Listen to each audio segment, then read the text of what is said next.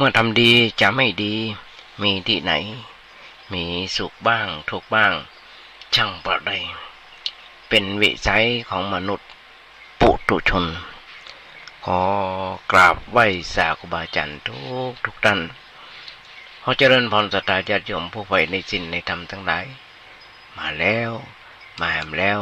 และการเสียงธรรมจากในน้อยสังเรือจากวัดประแดง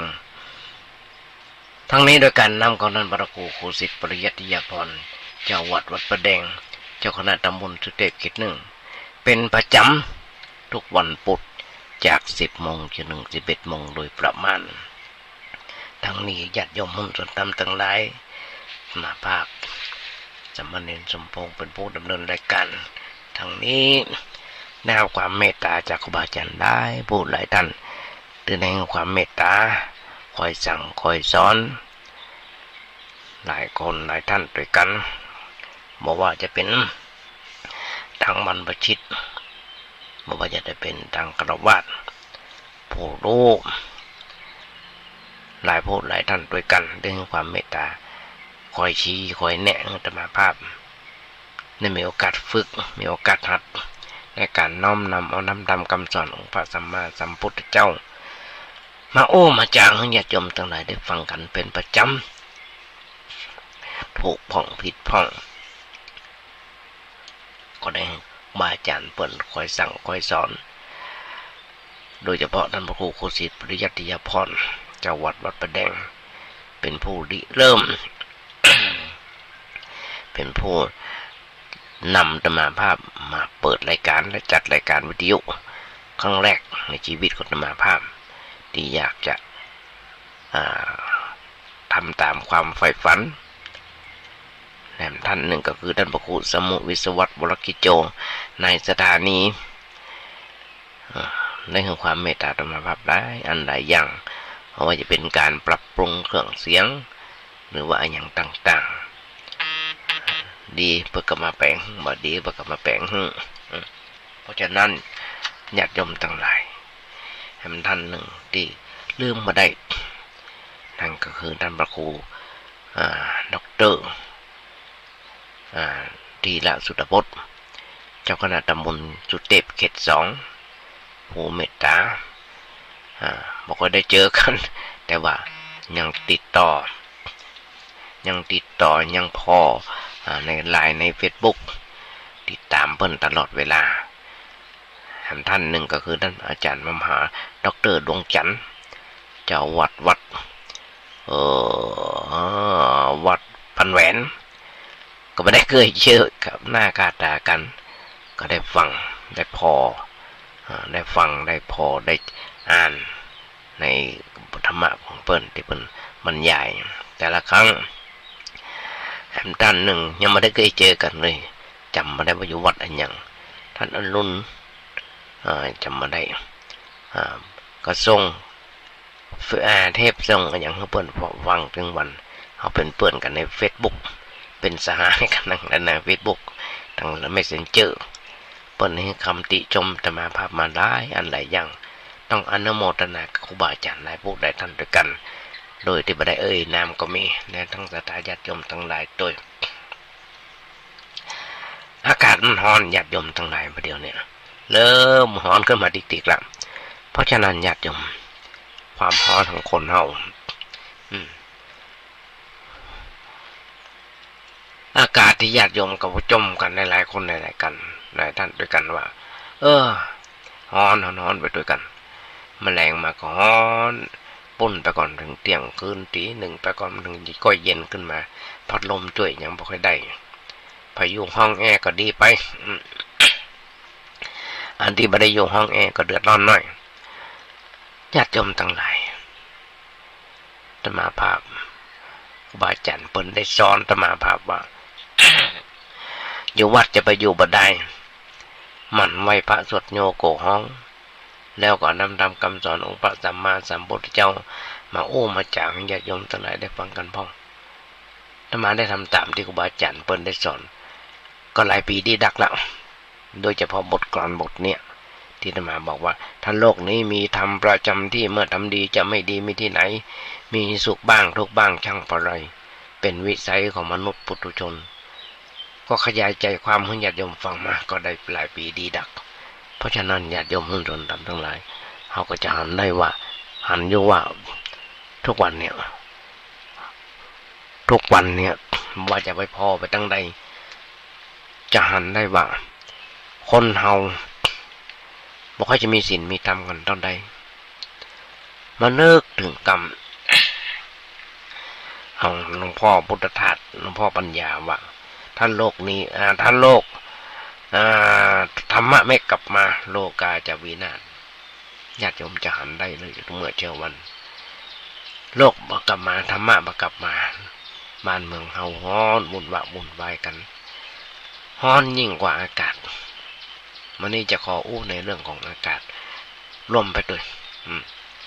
อย่างที่บอกเหงื่อไหลไข่เหงื่อไหลไข่ย้อย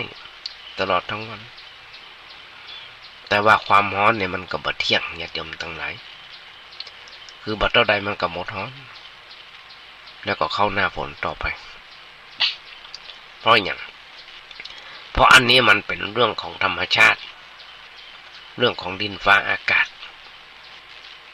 เราจะไปเปลี่ยนแปลงก็ไม่ได้เราก็ต้องทนอยู่กับการไปตัวกันตามเรื่องตามราวจนกว่าจะหมดเรื่องนั้นการที่จะอยู่ได้ตามปกตินั้น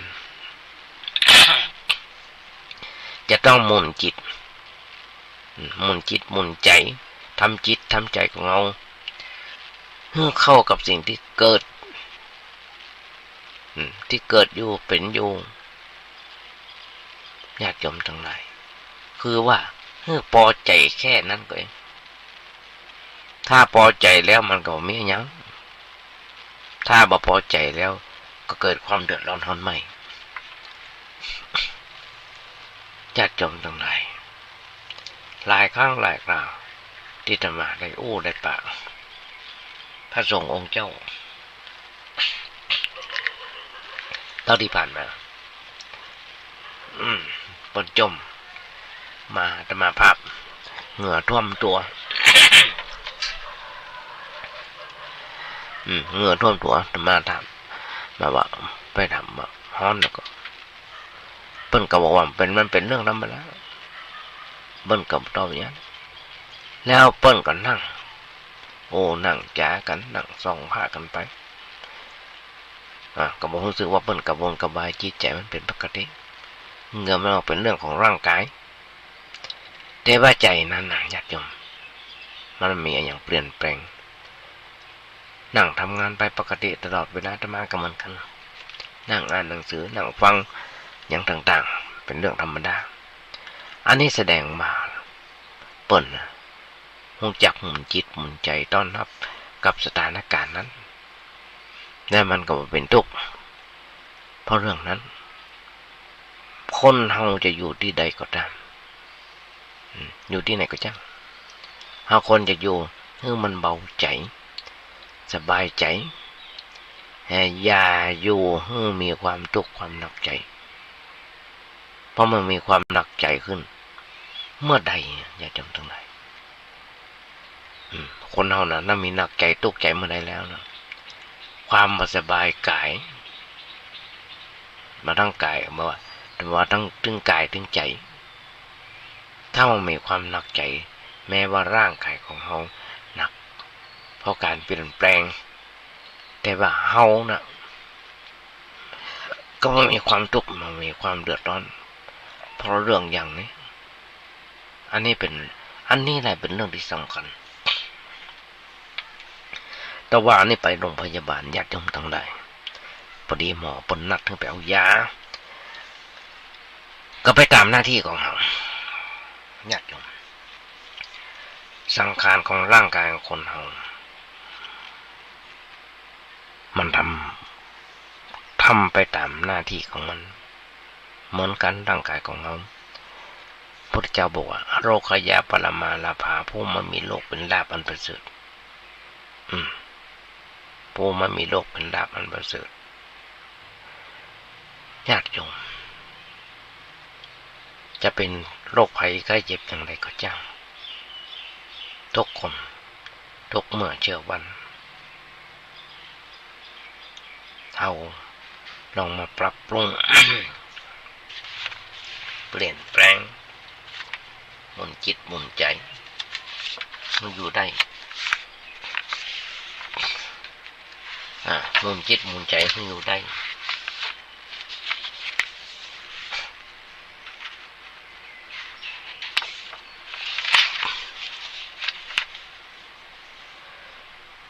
หมุนจิตหมุนใจของเราอยู่ได้การฝึกปรับมุมมองจิตของคนเราอย่าจงก็ลองเกิดว่าเขาจะยังไง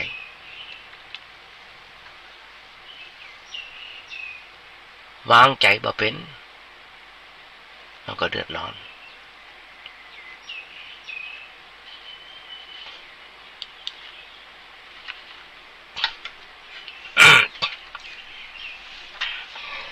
แม้แต่จะร้อนก็จังจะหนาวก็จังจะเย็นก็จังเริ่มขึ้นมาเดือน7ปัจจุบันเริ่มเข้ามาเดือน7ปัจจุบันญาติโยมก็จะหันได้ความสุขกายสบายเกิดขึ้นจากการรู้จักเลือกที่จะสบายซึ่งในพุทธศาสนาพุทธเจ้าปนโอ้ไว้คือความสบายในที่สี่สถานการให้มีชีวิตมีความสุขเพิ่มขึ้นคือ1ที่อยู่อาศัยอย่างนั้นสัพพยะอาวาสสัพพยะ2อาหารที่เหมาะกับวัยตามฤดูกาลอาหารสัพพะ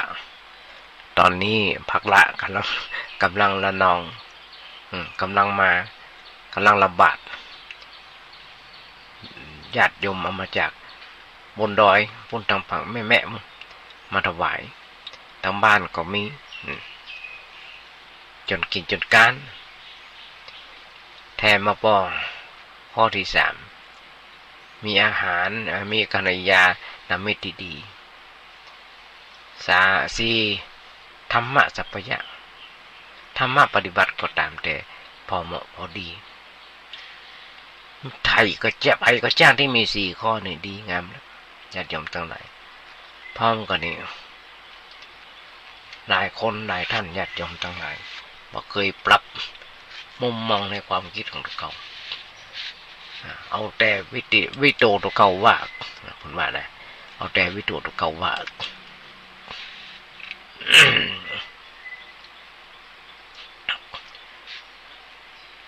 เอาแต่วิโตตัวเก่าว่าคนเฮานั้น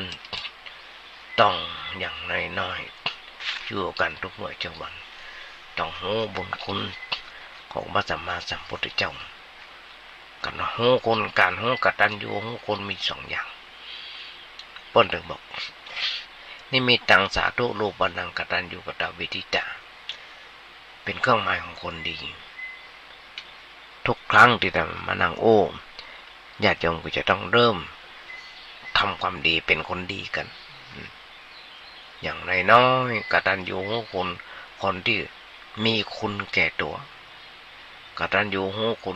คนที่เป็นคนดีสร้างประโยชน์ต่อส่วนรวมเป็นผู้นำศาสนาเป็นผู้นำโลกเป็นผู้นำประเทศปัจจุบันทุกวันเนี่ยญาติโยมผู้คนบ่ได้ยกย่องคนดีแต่ยกย่องคนที่นับถือคนที่มีผลประโยชน์แก่ตัวนักกว่าคนที่มีผลประโยชน์ต่อกันถึงแม้จะบกพร่องเพียงใดจะยกย่องนับถือต่างจากคนดีที่มามีผลประโยชน์แก่ตัวแม้จะดีแสนดีเพียงไรก็จ้างก็ละเลยไปบ่พ่อบ่ก้อยเพิ่นญาติโยมหุ้นส่วนธรรมทั้งหลายคนดีแม้บ่ได้ มีประโยชน์แก่ตัวโดยตรงกับคนของคุณยกย่องยามที่ผลประโยชน์ลงตัวชั่วก็กลายเป็นดียามที่ผลประโยชน์มันมีดีก็กลายเป็นคนเดียวบุคคลหันอยู่ทุกเมื่อเช้าวัน หลายๆอย่างถ้าเป็นคนทุกข์คนยากก็ติดคุกติดตารางไปแล้วแต่เป็นคนมีคนดีคนว่าดีมีอำนาจวาสนาได้เป็นใหญ่เป็นโตก็ยังมาติดคุกติดตารางกันเรื่องยื่นไปยื่นมาส่งไปส่งมาเพราะฉะนั้นญาติโยมมุสลิมทั้งหลายอย่างน้อยๆเขาปรับมุมมองคิดทำไมการฝึกปรับมุมมองของชีวิตใหม่อย่างน้อยๆเขาจะปะแต่ความสุขส่วนเดียวแม้จะยังดำเนินชีวิตอยู่ในโลกอันที่มันร้อนที่เต็มไปด้วยความทุกข์นานานับประการซึ่งการปรับมุมมองหมายถึงการฝึกคิดต่อทุกสิ่งที่เกิดขึ้นทุกสิ่งที่เกิดขึ้นชีวิตให้มันเป็นสาระคือคิดให้มันเป็นคิดให้มันเป็นคิดให้มันถูกต้องอย่างน้อยๆเพื่อเอื้อประโยชน์ให้กับชีวิตของเราได้เข้าสู่แก่นแท้ของชีวิตอย่างไม่มีความทุกข์ธรรมดามุมมองของชีวิตของคนทั่วไปญาติโยมจะมีมุมมองที่ชอบคิดไปในลักษณะของการได้หรือว่าสูญเสียในผลประโยชน์เพียงอย่างเดียวทั้งเพื่อตัวและคนใกล้ชิดหลายคนที่ไม่เคยคิดไปในลักษณะที่เหนือกว่านั้นอันจะเป็นผลประโยชน์ให้กับชีวิตเลยต้องวิ่งขึ้นถอยลงไปกับเรื่องได้มาหรือว่าสูญเสียเสมอโดยที่บ่ฮู้ว่ามันสร้างความทุกข์ทรมานให้กับเราแต่บางคนนะญาติโยมทั้งหลายโอ้เป็นในอยู่พ้องแต่ก็บ่สามารถดีดเอาตัวเก่าออกจากเอามาเหี่ยจากสิ่งถึงสองได้เพราะความเคยชินต่อแนวคิดเดิมๆนั้นมีพลังหนักกว่าซึ่งได้ลงรากฝังแน่นอยู่ในใจมาเหมือนแต่มันก็บ่เหลือวิสัยที่จะ เพียรพยายามฝึกคิดฝึกพอแต่ในแง่ดีๆที่มีประโยชน์จำหังกรรมว่าธรรมะไม่กลับมาโลกาจะวินาศยุคนี้สมัยนี้ญาติโยมทั้งหลายเขาจะหันได้ว่ามันจะเกิดผู้วิเศษขึ้นมาหลายคนผู้วิเศษขึ้นมาหลายคนเกิดมาอย่างเรื่อยๆอย่างน้อยๆที่เขาหันกันพระศรีอริยเมตไตรได้ลงมาโอบัติแถม2 คน3 คน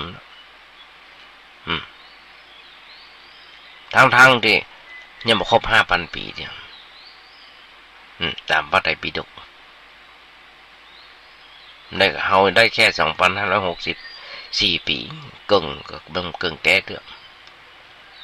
พระศรีอริยเมตไตรเกิดธรรมดาก็ไม่ใช่ยังไม่ได้บวชไม่ได้อย่างทั้งนั้นมีผู้รู้มีผู้สำเร็จแล้ว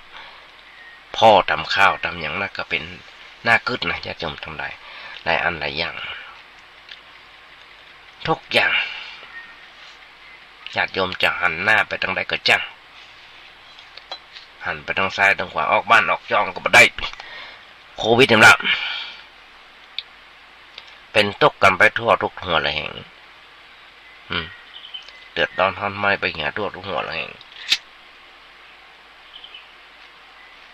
มันเป็นไปเกือบจะทั่วโลกญาติโยมทั้งหลายเฮาสิแย่อย่างใดทุกอกทุกใจสิแย่อย่างใดเฮาจะต้องเผชิญทุกข์ด้วยใจที่สงบญาติโยมทั้งหลายคนเฮาเมื่อมีปัญหาเกิดขึ้นก็เกิดการสับสนวุ่นวายบางทีต้องเป็นทุกข์อย่างทุกข์ใจกับเรื่องที่เกิดขึ้นจนเกินเหตุเลยบ่เบิกอันกินอันนอนมาแม่จะยืนจะนั่งจะเตี้ยวเอาเป็นว่ามายุ่ยมาว่าจะเป็นอยู่ในอริยบทใดๆก็จังก็มีแต่ความร้อนรุ่มคอยแต่วิตกกังวลจนทำมันยังมาถูกพอปัญหาบ่หันแก้ไขปัญหาบ่ได้เมื่อบ่ฮู้จะแก้ไขปัญหาอย่างใดบางคนญาติโยมทั้งหลายไปบนบานศาลเจ้าเอาหาเจ้าทรงไปหาหมอดูหนักไปกว่านั้นไปกินเหล้าเมายาแอวสนสีเฮฮากับเปื่อนกับฟงจนกลายเป็นการสะสมปัญหาพอกพูนความทุกข์หนักกว่าเก่าครับเลยเป็นการยากที่จะแก้ไขปัญหาหรือว่าความทุกข์ใจให้หมดลงไปได้ส่วนคนที่เคยทำเคยเข้าวัดอาบน้ำฟังธรรมก็คิดอย่างมีสาระนั่นคือย่อมมีมุมมองและคิดที่ดีมีความฉลาดมีความกล้าหาญที่จะเผชิญหน้ากับความทุกข์ที่เกิดขึ้นด้วยหัวใจที่สงบเย็นมีสติอันสุขุมในการคิดที่จะบ่ให้เกิดความทุกข์ขึ้นกับตัวญาติโยมส่วนดำตรงไหนตำห้าเป็นประจำว่าข่าวหายลงฟรีข่าวดีมันลงเสียสตังค์ข่าวหายมาลงฟรีข่าวดีมันลงเสียสตังค์บอกเป็นประจำแล้วก็บ่อยด้วยซ้ำไปว่าไอ้เรื่องแชร์ลูกโซ่กันอย่างกันเนื้อว่าออกเงินกู้กันเข้าในเพจสโตมันจะมีเด้งมาหึงพอทั้งที่เจ้าหน้าที่บ้านเมืองเปิ้นประกาศตามากับประกาศเขาบอกมามันจะหลอกมันจะจุเอาเนื้อแต่ว่าวันซื่นเขาเสียหายกันไว้เป็นร้อยล้าน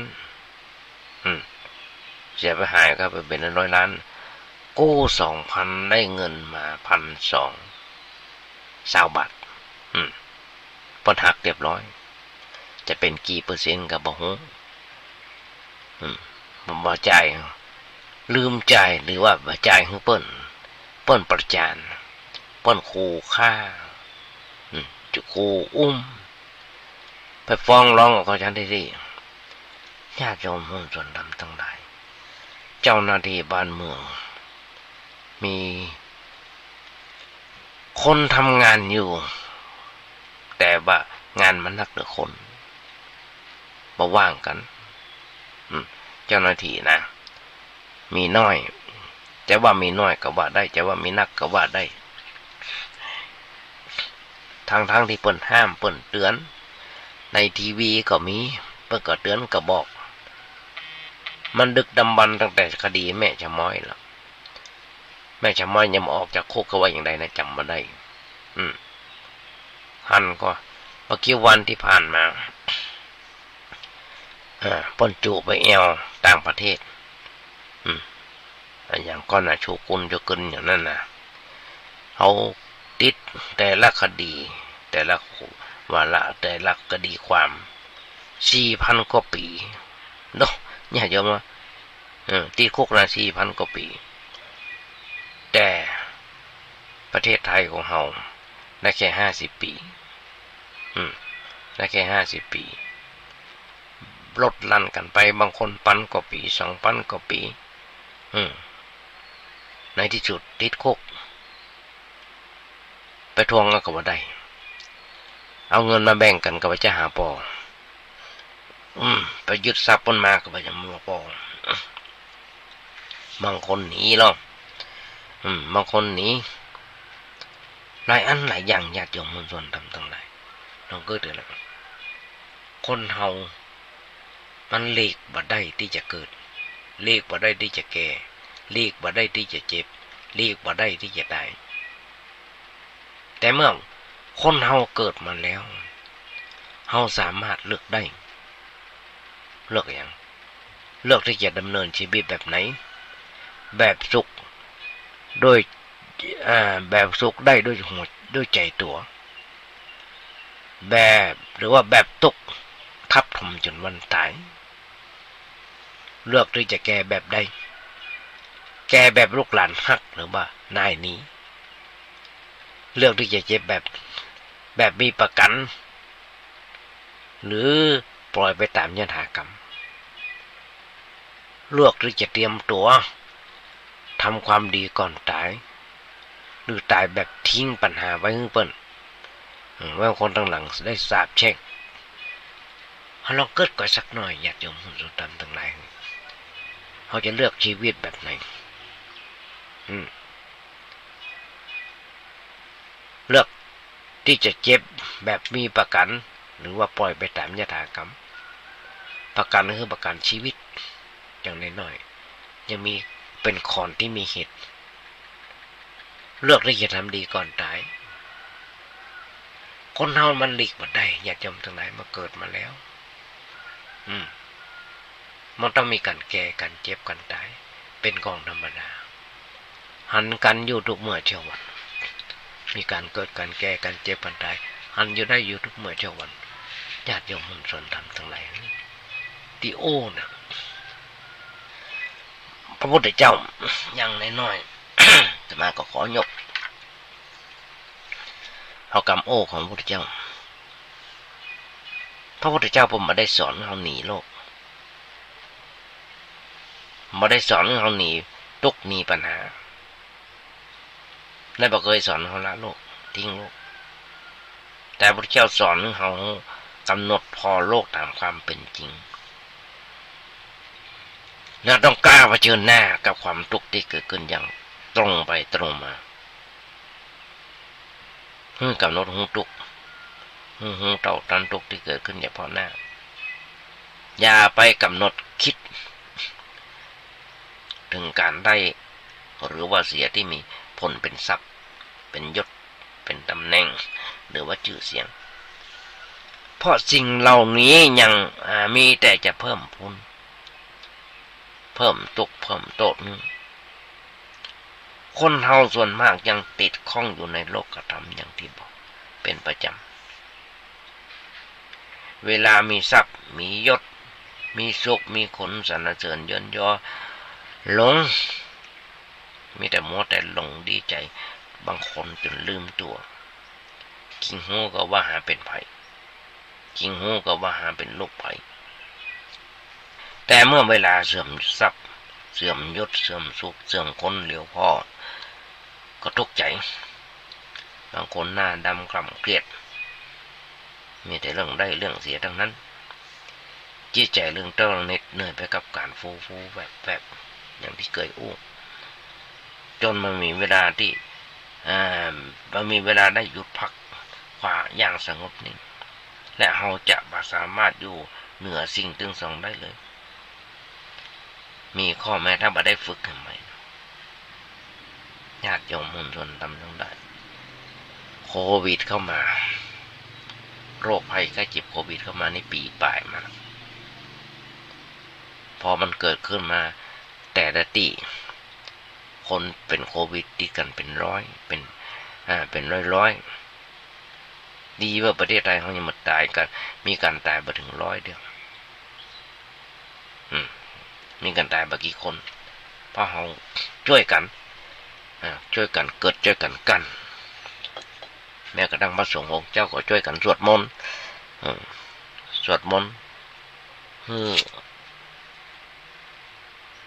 โรคภัยไข้เจ็บมันหายไป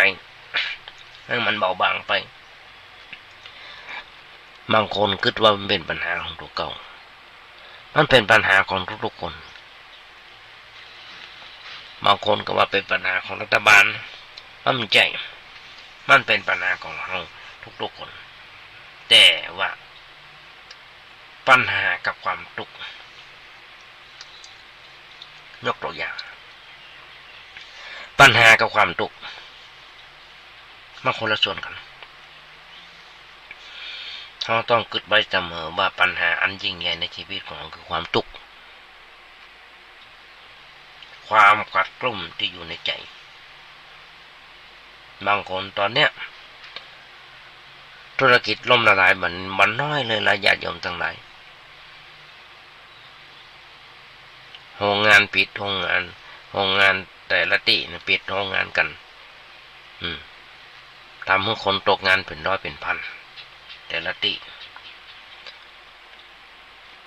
ธุรกิจร้านค้าการอย่างการต่างๆเสียหายกันเจ๊งกันละนาวมาว่าโรงแรมมาว่าห้องพักอย่างต่างๆทุกแท็กซี่กันว่าสี่บ้านเฮาสี่ล้อกันอย่างกันเดือดร้อนทนไม่กันหมดยากอยู่แจ้งใดก็จ้างคนเฮาจะกลัวกัดกลุ่มอยู่ที่ในใจปัญหาธุรกิจการงานและครอบครัวยศตำแหน่งการงานการเรียนต่างๆมันเป็นปัญหานอกตัวเฮาญาติโยมทั้งหลายถือว่ามันเป็นเรื่องรองหรือว่าก็กันง่ายๆก็เป็นปัญหาเล็กๆน้อยๆต้องแยกให้ออกพอให้หันเมื่อการงานหรือว่าครอบครัวเกิดปัญหาขึ้นก็ต้องแก้ไขที่การงานหรือว่าครอบครัวเมื่อจิตใจเกิดความทุกข์เขาก็ต้องขึ้น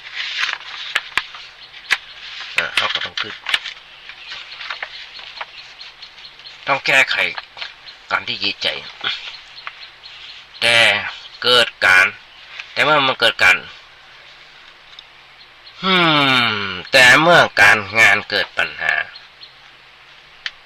แล้วเอาไปทุกข์ใจมันก็กลายเป็นสองปัญหาซ้อนกันหลายครั้งแต่ก็ยังทำกันอยู่ยังเป็นกันอยู่และเมื่อหันก็ต้องมากันต่อไปและเมื่อมันซับซ้อนกันขึ้นมามันก็เลยสับสนวุ่นวายเกิดความมืดมนขึ้นในชีวิตจนพ่อปัญหาปัญหาแยกกันมาออกจนมารู้ว่าอันยังคือตัวปัญหาที่แท้จริงในที่สุดเขาก็ไปลงโทษที่ร่างกายดูที่กายของเขาเรื่องพ่องก็ไปทุบตีทำร้ายพ่องก็เอาน้ำเล่ายัดเข้าไปกินเข้าไปแถบทำยังพอใจวันดีคืนดีปาตัวไปโดดตึกเล่นแขวนคอตายเอาปืนมายิงเพื่อดับทุกข์ที่เกิดขึ้นในใจส่วนกายบอกเรื่องบักเกี่ยวสวยร่างกายมันก็สวยไปหันอยู่ได้ทุกวันอยากจนทั้งหลายเศรษฐกิจจะดีบ่ดีมันบ่ได้อยู่ที่ชีวิตของเราอย่างเดียวจะไปฟังเรื่องบางคนมีหนี้สินล้นพ้นตัวแขวนคอตายให้หน้าป่าแจ้งธุรกิจตกงานแขวนคอตายกินยาตายยิงตัวตายหันอยู่ทุกวันอยากจำทั้งหลายส่วนมากคนหมู่นี้ไม่ได้เข้าวัดไม่ได้อาบน้ำฟังธรรมไม่ได้อาบน้ำไม่ได้หันยมทูตแล้วเรื่องของยมทูตวันต่อไปจะมาญาติโยมฟัง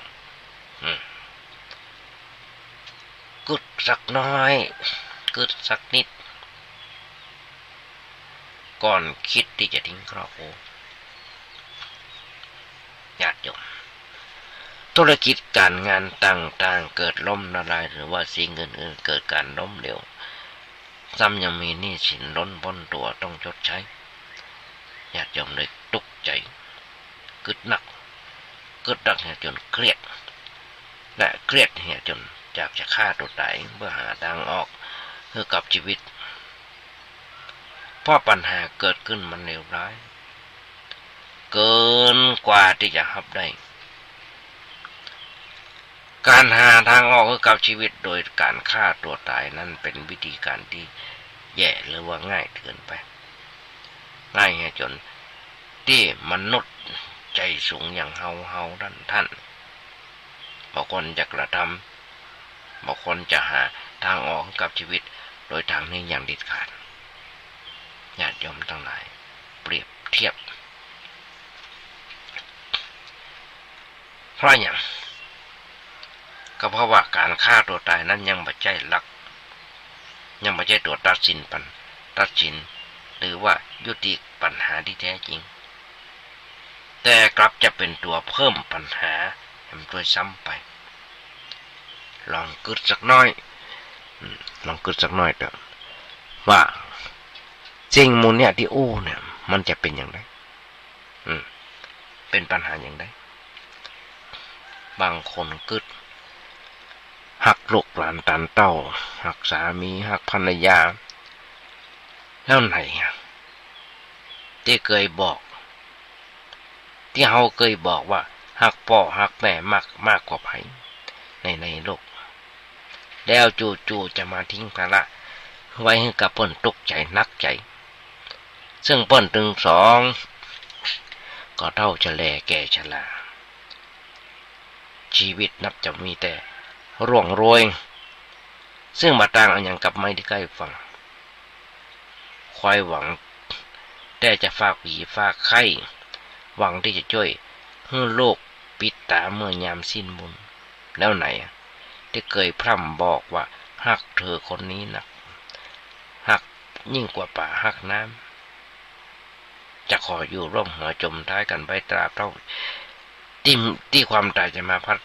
พรากไปมีความสุขเขาจะร่วมเสพในยามมีทุกข์เขาจะช่วยกันแก้ไขคอยเป็นกำลังใจให้ต่อสู้ฝ่าฟันปัญหาต่างๆที่เกิดขึ้นแล้วไหนล่ะที่เคยบอกว่าฮักลูกจนหมดชีวิตอยากจะหันลูกใหญ่หน้ากาบานไปพร้อมๆกับความอบอุ่นที่ได้รับ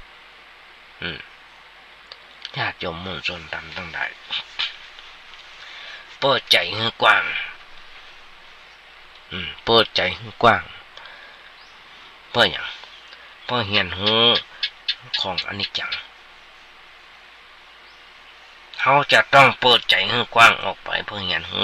และยอมรับทุกสิ่งที่เกิดขึ้นว่าสิ่งทั้งถึงหมดถึงมันสามารถพลิกผันเกิดขึ้นได้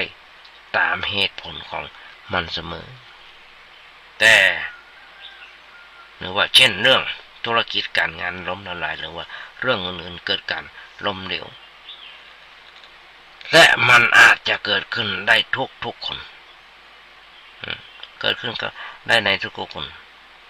เพราะสิ่งต่างๆล้วนแต่ห้อยไว้กับความมาเที่ยงแท้แน่นอนอย่างสักอย่างบางทีมันก็เจริญขึ้นบางทีมันก็ถอยลงเสื่อมลงมันเป็นของมันอย่างอี้เพราะมันเป็นของที่มีอยู่คู่กับโลกมาเมินแล้วทุกชีวิตที่เกิดมาในโลกนี้ก็ล้วนแต่ต้องเผชิญหน้าพบปะกับมันทั้งนั้นแม้ว่าอาจจะมีลักษณะที่แตกต่างกันไปพ้องอย่างไรก็ตามแต่เรื่องธุรกิจการงานหรือว่ายศตำแหน่งเจริญขึ้นหรือว่าเสื่อมลงนั้นก็ไม่ได้เกิดขึ้นจากอำนาจของเทวดาหรือว่าฟ้าดินที่ไหนมันเป็นกฎธรรมดาที่มีอยู่ในโลกนี้เพราะฉะนั้นญาติโยมมุ่งส่วนทำทั้งหลายจงอย่าคิดมันเป็นทุกข์ไปกับเรื่องราวเหล่านั้นโควิดมันเข้ามามันได้มันก็หายไปช่วยกันถึงรัฐบาลประเทศเราก็สั่งยาเข้ามาก็ฉีดยากันเนี้ยแต่ขอให้ว่ามันเป็นอย่างนี้เองที่ว่าคือมันมีความเที่ยงแท้แน่นอนเลยสักสิ่งเดียวมีเกิดขึ้นตั้งอยู่ดับไปนี่คือธรรมดาคนเฮาจะมาได้หันคนเฮารายการแต่ รายการแต่ละรายการต่างๆที่เปิ้นเอามาโชว์มาออกละทีวีให้พ่อบางคนท้อแท้ต่อชีวิตหลายคนอย่างรายการปัญญาสร้างสุขปัญญาปันสุขนี่แหละหันหรือว่ารายการใหม่ปลดหนี้อย่างต่างๆหมดเนี่ยตมาพอเป็นบางครั้งบางคนเกิดการท้อแท้เหนื่อยหน่ายบางคนมานั่งอู้ตมาภาพท้อหลายสิ่งหลายอย่างที่มันเกิดขึ้นในชีวิตฟังเปิดแล้วหันเปิดแล้วก็น่าอินดู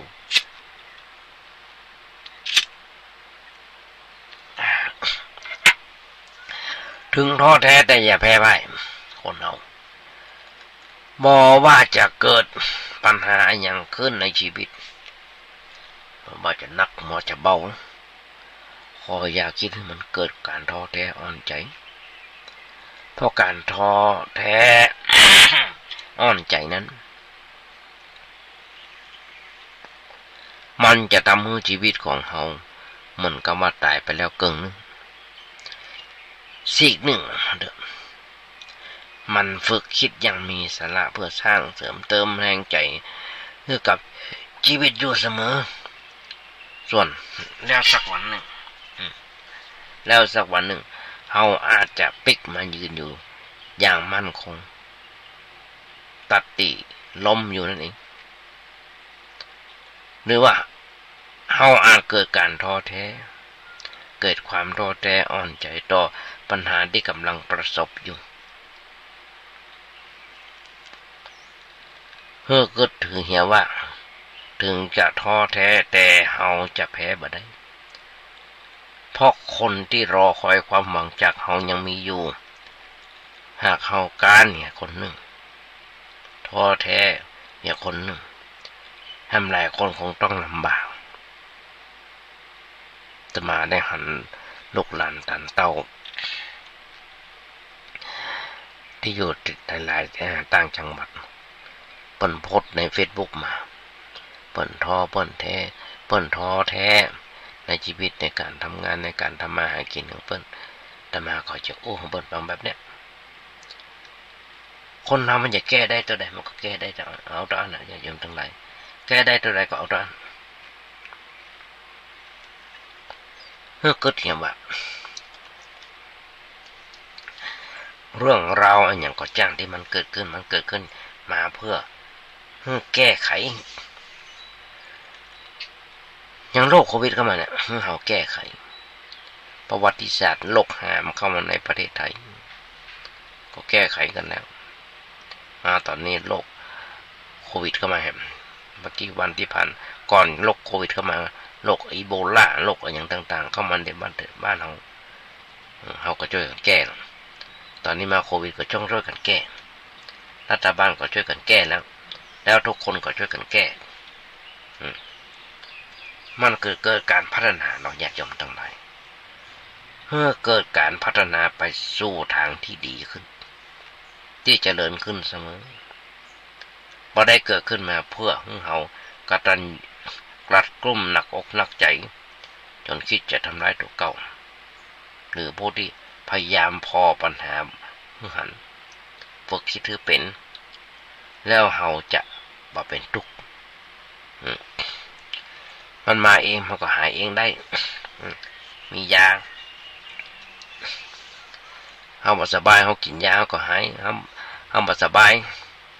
เฮาก็ไปหาหมออย่างที่จะบอกแต่มาไปมาแต่ว่าไปมาหลายปีดีดักมันกินยามันก็หายมากินยามันก็บ่หายเฮาบ่ไปหาหมอเฮาก็บ่ฮู้ว่าเฮาเป็นได้ยังแต่ว่าเฮาต้องรู้ความจริงไว้ว่าปัญหาหลายๆเรื่องหลายเรื่องหลายราวที่มันอาจจะแก้ไขมันก็มีแก้ไขมันบ่ได้มันก็มีเพราะมันเป็นเรื่องมันเป็นสิ่งที่แก้ไขบ่ได้ตามเหตุผลเฉพาะตัวของมันแต่หน้าที่ของเราคือต้องพยายามหาวิธีจัดการกับมันให้ดีที่สุดโดยให้คิดว่าเราทำดีที่สุดเพียงเท่านี้ ผลตอบรับจะเกิดขึ้นอย่างใดจ้างมันจะได้หรือว่าจะเสียก็จ้างมันเฮาทำหน้าที่ของเราให้ดีที่สุดแล้วเฮาก็ถูกต้องแล้วเรื่องจะดีหรือบ่ดีบ่ใช่เรื่องของเฮาญาติโยมหุ้นส่วนตำทั้งหลายว่าวันนี้กับวันหน้าต้องมีการแปลเปลี่ยนโรคโควิดก็มาธุรกิจล้มละลายหนี้สิน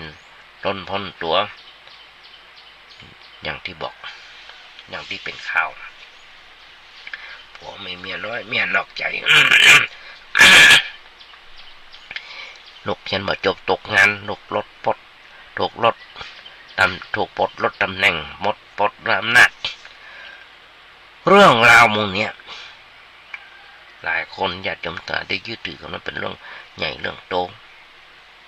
แต่ถ้าเอาไปเปรียบเทียบกับของเรื่องของความตายที่กำลังไล่ตะก้นมาติดมันเปรียบกันมาได้นะเพราะฉะนั้นเรื่องอันอย่างก็จ้างที่เป็นเรื่องภายนอกตัวเฮาก็ถืออย่างว่ามันเป็นเรื่องเล็กๆน้อยๆเป็นเรื่องของโลกที่ต้องแปลเปลี่ยนและยัง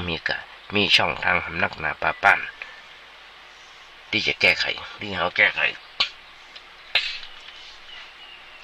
เพียงแต่เขาต้องเอาสติปัญญาเข้าไปแก้แต่อย่าเอาการฆ่าตัวตายเข้าไปเลยนึกคิดไว้เสมอว่าบ่มีสิ่งใดๆที่จะทำให้เราเป็นทุกข์ได้นอกเหนือจากการคิดผิดการคิดผิดของตัวเขาเองถ้าเขาคิดผิดความทุกข์ก็เกิดขึ้นแต่หากเกิดทุกข์เขาก็จะบ่เป็นทุกข์ทุกวันนี้อยากจะมาตั้งไหนพ่อไปทางใดจะพ่อข้าวกี่ช่องจะพ่อทีวีกี่ช่องก็จังท่านแต่ทุกมันหมดไว้ได้เพราะขันไหวบอลญาติโยมจะหันได้หวย10 ละ30 ล้านหวย10 ละ6 ล้าน12 ล้านอย่างนั้นไปบุญบ้านศาลเก่าโอ้ไปวอนเพราะฉะนั้นพยายามอย่าคิดถึงเรื่องราวต่างๆต้องเป็นไปตามใจของเราแต่ให้คิดไว้เสมอว่ามันจะเกิดดีจะเลือกดีหรือว่าเลือกร้ายอย่างใดก็มันเกิดขึ้นเราจะพยายามหาวิธีการแก้ไขให้ดีที่สุดแก้ได้ก็เอาแก้บ่ได้ก็เอาและให้คิดไว้เสมอว่าความทุกข์ความกระกุ้มจะหมดลงไปได้ด้วยการบนบานหรือว่าไหว้วอนห้องขอเทพเจ้าแม้แต่พิธีกรรมต่างๆก็มาทำให้เป็นทุกข์ทางใจให้หมดสิ้นไปนอกจากจะต้องมีสติปัญญาคือมีการคิดให้ถูกต้องในเรื่องนั้นความทุกข์ใจมันจะหมดสิ้นลงไปได้ญาติโยมส่วนต่างๆคนบ้านเฮาทางภาคเหนือของเฮาจานได้ว่ามีความเชื่ออย่างไรญาติโยมทั้งหลายคนภาคเหนือของเฮาล้านนาของเฮาอย่างน้อยๆที่จะอู้วันนี้เชื่อในเรื่องวันดีวันเสียมาเมื่อนะญาติโยมทั้งหลายจะทำมงคลอันใดก็จ้างมักจะไปถามผู้รู้ว่าวันดีวันเสียอาตมาเจอทุกวันญาติโยมทั้งหลายการทำบุญแต่ละครั้งทำไมต้องเลือกเว้นวันดีวันเสียทำไมต้องเลือกทำกับพระสงฆ์มากกว่าทำบุญกับคนทั่วไปญาติโยมก็จะหันได้เกี่ยงศาลาของหมอชีวกกุมารพัฒน์ก็จะเสร็จแล้วเป็นศาลาทรงไทยพอดีไม้ที่วัดเฮามีไม้สักที่มันล้มมันก้นที่วัดเฮามีก็ช่วยจ้างศาลาเพิ่นมาแปลงตอนนี้ใกล้จะเสร็จแล้วญาติโยมทั้งหลายต้องขึ้นมาพอเถอะก็มีคนหลายผู้หลายท่านด้วยกันร่วมบริจาคสมทบทุนสร้างศาลาให้กับหมอชีวกกุมารพัฒน์แต่ว่าวันศุกร์นี้ทั้งครูเจ้าวัดกับป้าพระเด่นนิดหน่อยหานิมนต์เขาเจอนั้นหมอชีวกขึ้นไปปฏิสถานในศาลาแล้ว แล้วแต่ทาสีเมื่อกี้น้อยมากน้อยก็คงจะดูดีดูงามละหันในภาพเรารู้สึกว่าสวยงามมากแถมอย่างนึงนี่งานใหญ่ญาติโยมทั้งหลายนั่นคือบันไดนาคต้องมีการปรับแปลงต้องมีการมาทนุบำรุงต่อไปแฮมตอนนี้กำลังรอคณะวิศวกรรมมหาวิทยาลัยเชียงใหม่เพื่อกำลังออกแบบออกเป็นรายละเอียดต่างๆญาติโยมโทรไปถามท่านพระครูเจ้าวัดได้ที่จะว่าเป็นมันจะเป็นอย่างไรทำกันอย่างไรตอนนี้เปิ่นมีการร่วมทำบุญส่วนต่างกันกับมันน้อยละเพราะฉะนั้นบอกบุญญาติโยมทั้งหลายโดยพระจะร่วมทำบุญส่วนต่างทำบันไดนาคและทำผนังกั้นน้ำเพิ่งไหลเข้าในบ้านเจ้าจองเบอร์โทรศัพท์ต้องมีอยู่ว่า0818815690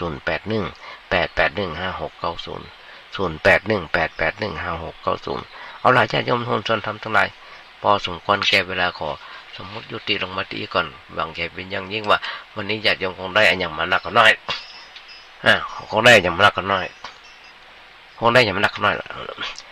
ขอโทษแม่เพลงมันดังขึ้นมาต้องขออภัยด้วยท้ายรายการวันนี้ก็ขอวันนี้อาจจะเป็นวันเกิดครบรอบวันเกิดของใครคนใดคนหนึ่งขออำนวยพรไปด้วยขอขอบคุณน้ำจิตน้ำใจของครูบาอาจารย์โดยเฉพาะท่านพระครูสมุวิศววรกิจโจรในสถานีที่เมตตาเปิดธรรมภาพขออนุโมทนาขอบคุณน้ำจิตน้ำใจของครูบาอาจารย์ทุกท่านโดยได้รายการก็บอกว่าวางใจเป็นอย่างยิ่งว่าวันนี้ญาติโยมคนไหนอยากมานักก็น้อยก่อนจากไปก็ขออำนวยพรสารญาติโยมใจขอมีความสุขมีความเจริญคิดถึงหนึ่งถึงใดสมความมุ่งมั่นปรารถนาขอญาติโยมอย่าเจ็บอย่าไข้กันเลยขอเจริญพรที่จบไปแล้วนั้นเป็นรายการเสียงธรรมจาก